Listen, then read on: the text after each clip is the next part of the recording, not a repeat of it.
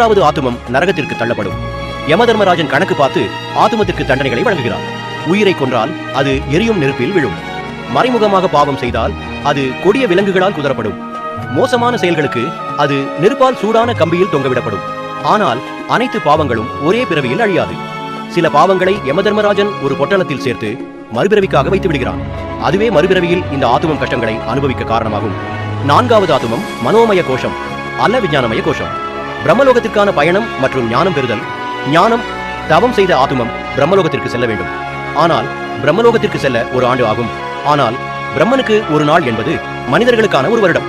அதாவது மரணத்திற்கு பிறகு 24 மணி நேரத்திற்குள் ஆத்மா பிரம்மலோகத்திற்கு புறப்பட்டால் அது அடுத்த வருடத்திற்குள் பிரம்மலோகத்தை அடையும்.